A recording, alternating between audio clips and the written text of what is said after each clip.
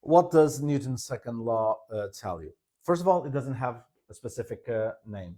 The first law is a law of inertia. This one, the second law, doesn't have a specific name and can be represented basically by this formula. This is one of the most famous formulas of physics. Says F equals ma. Now, what is this F? This F is the resultant force or the net force applied to an object. It's not any specific force.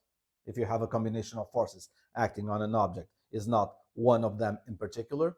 Is the net force, is the resultant force, is the outcome of adding all these forces to the object.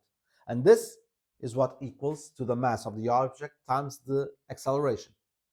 You can rearrange them into whatever form you want. What I want you to pay attention to is that both the force and the acceleration are vectors. The mass is a scalar. So basically, the acceleration and this resultant force will always have the same direction. In simple terms, if this is positive, this is positive. If this is negative, that is negative. If this points up, that one points up, and so forth. All right? A non-zero resultant force will cause an object to speed up, slow down, or turn, as we saw a little while ago.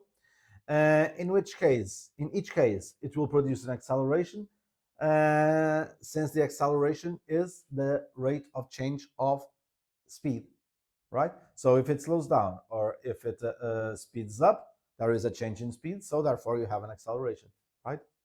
And as I mentioned, the direction of A is always the same as the resultant forces. All right. You need to think of weight, the force of gravity, always as a specific type of force. All right. It's a force in the same way that me pushing this whiteboard, I'm applying a force on it. All right. And as such, the force of gravity is a force. So as such, the acceleration an object is submitted to due to its weight corresponds to the gravitational pull G acting on that object. All right. In other words, Fg equals mg. All right.